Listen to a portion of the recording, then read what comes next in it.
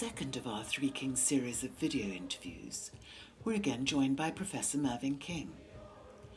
Professor King chaired the famed King Commission on Corporate Governance as part of Nelson Mandela's international plan to retain confidence in South African industries as apartheid fell and democracy came to his country. Andrew Corbett-Nolan, the GGI's chief executive, discusses the symphony needed for good governance with Professor Mervyn King and how the King Commission continues important to the British public sector of today. Sustainability reporting was becoming more and more complicated because of the internet. The net was swamping companies with information. And my great concern at the time was knowledge was getting lost in information. And directors had to start focusing their mind on what was pertinent to the business of that company and what to report on. And they should do it in clear, concise, and understandable language. I argued that these things are integrated.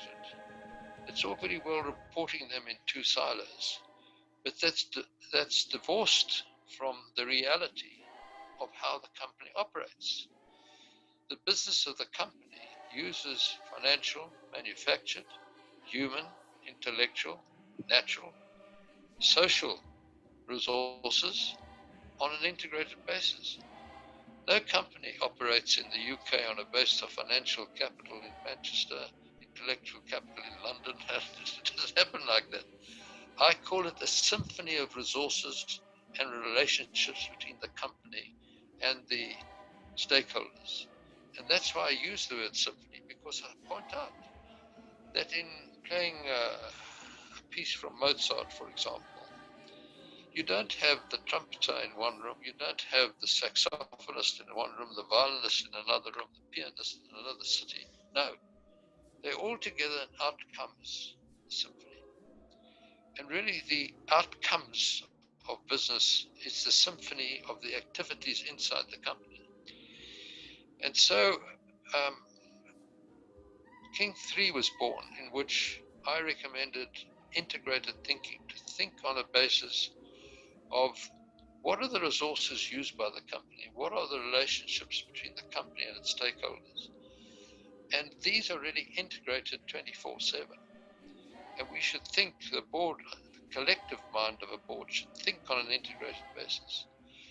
And we should, as a board, apply our mind to the financial report, understand it. Research had shown that up to 20% of directors never understood the financial report. Inversely, 80% of directors weren't reading the sustainability report. So, and yet, those reports would go out and they were the director's report. I said, we have to spend more time, we, the board, understanding those reports, taking out the material, financial, and so-called non-financial matter, defined as that which is having an impact on the three critical dimensions for sustainable development: the economy, the environment, and society. And put it in clear, concise, and understandable language. And then also give some outlook. What were the challenges and uncertainties that the company faced in the short, medium, and long term in achieving its business model? What were they? Tell people, so that the trustees of your pension fund could make a more informed assessment about investing in the equity of that company listed on the London Stock Exchange, that it would or would not be around when you retire in 20 years' time, whatever it is. And so it was the first recommendation of integrated thinking, integrated reporting. And we formed the Integrated Reporting Committee of South Africa, and we developed guidelines on how to do an integrated report. And that was used as a blueprint when eventually the International Integrated Reporting Council was formed. And we moved from profit, changed the language to value creation. And we said We have to create value, but in a sustainable manner, in a resource-constrained world, but with increasing population, consequently increased demand for product, but with a reducing natural asset base, which is an extremely complicated issue. And we said the only way this is going to happen is if we think on an integrated basis. And so the IRC by December 13 issued their IR framework. And perhaps my proudest moment is I can say that the revolutionary immensity of an integrated report is in the thinking. And very few organizations with governing bodies, so I use generic terms, Andrew, today still think in silos. People think on that integrated basis. And so that revolution has happened. How the report is done is still evolving. So I think integrated thinking becomes more and more important. And it's going to become more and more important now during the pandemic stage in our lives. Yes, the question of ethics and effective leadership has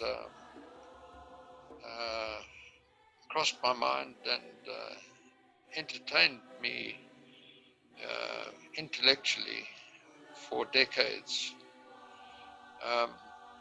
Effective leadership,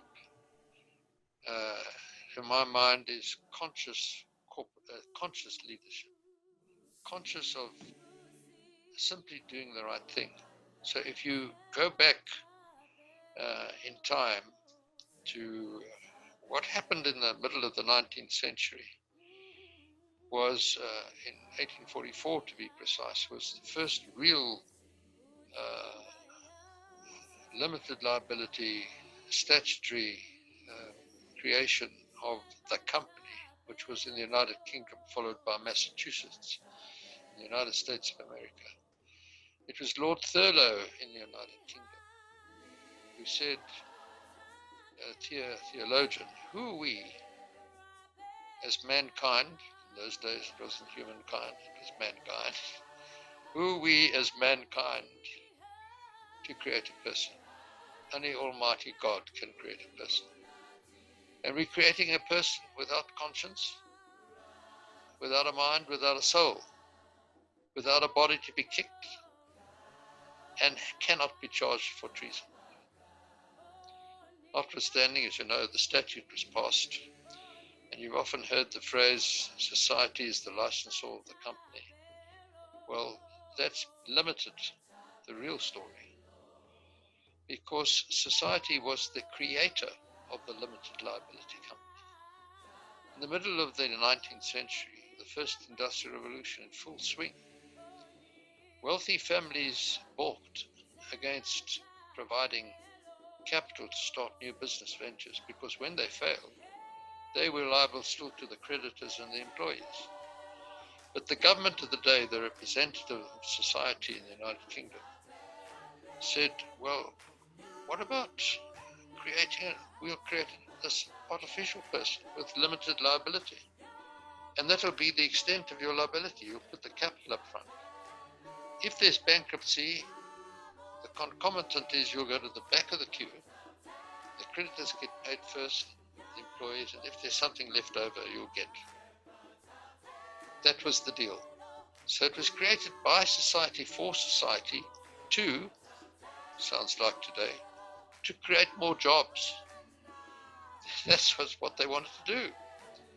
And that was the deal done between the wealthy and the government of the day, the representative society. That's why I say it's a creature of society, created by society for society. And that's why this inclusive approach is so correct, to ask the question, has this company actually added value to society, or has it been eroded? So what the consequence of that was, these wealthy families started appointing members of their families as directors. And to other stakeholders, particularly employees, they were seen as the owners of the company. And this nomenclature as the owner of the company went right into the 20th century. By 1919, we had the second industrial revolution in full swing. The energy flow was constant, electricity. And Henry Ford was able to develop his one line of assembly, the Ford Motor Company case. And the Ford Motor Company in 1919 made excessive profits, $65 million US. The Dodge brothers were then a minority shareholder, later became a competitor. This was in Michigan in the United States. And Henry Ford announced, I always said he was unwittingly the pioneer of inclusive capitalism, because he said, I'm going to use these excessive profits to increase the wages of my employees, to motivate them to work longer hours and weekends to meet the demand for my Model T Ford, and I want to modernize my plant more. The Dodge brothers said you cannot do that because the primary stakeholder is the shareholder, and we are the owners of the company, and you must operate according to our design.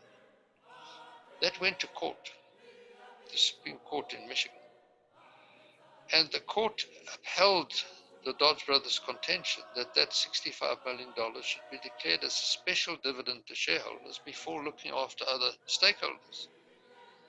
And so the primacy of the shareholder was now absolutely embedded in the commercial world in the United States and right through the Western world. This was underscored by 1970, which was in the midst of the third industrial revolution, the computer age, by Milton Friedman, for which he got a laureate prize, as you know. And his thesis was, the sole purpose of the corporation, the company, is to make profit and increase that profit, as long as it's without deception. So I always say, with respect to the deceased, if he were alive, I'd say to him, Professor Friedman, even at the cost to society and the environment, which it was. That's exactly what it was. And he would have had to answer yes. He couldn't say no because it would destroy his thesis. And it was that primacy of the shareholder and this myth of ownership that went into the 21st century. Excuse me. And it was discussions I had at Harvard and with Professor Bob Eccles, and Professor Lynn Payne of Harvard University wrote a brilliant article in the Harvard Business Review in which he said the era of corporate leaders of the 20th century was that they focused on increasing the wealth of shareholders instead of focusing on the long-term health of the company. So she juxtaposed wealth and health. And consequently, integrated thinking and integrated reporting drives an inclusive capitalism, drives decision-making in the long-term health of the company. So let me just talk about our present situation. Many countries before the virus arrived on their shores had economic issues. South Africa's economy was on its knees, as it were. United Kingdom, your economy wasn't on its knees, but you had Brexit issues, economically speaking. And then the virus arrived. With the virus arrived, there were regulations to stem the flow of the virus, but adverse impacts on the economy. In talking about this over the last 4 months virtually, I've said that all organizations and small companies, large companies, are swimming in a sea of coronanomics. I coined the word because we're swimming in a sea of poorer economies, some in recession, and the virus. So we've got two crises. We've got an economic crisis and you've got a viral crisis. That's exactly the situation in the United Kingdom. And the leaders of organizations and companies are swimming in the sea of coronanomics. And the mindset of the leaders of companies, let's go back to the corporate world, have to think on an integrated, collaborative, or SDG, compromising mindset. They have to think like that for the company to survive in the sea of coronanomics, because survival is the name of the game. But you cannot stop thinking long term, because we will get out of this, say, in 2 years' time and move from survive to thrive. But we will be thriving with a cloud that's gathering momentum above our heads, climate change. And it's not stopping, it's carrying on.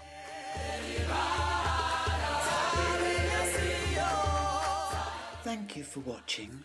For more films and information about the Good Governance Institute, please visit www.good-governance.org.uk.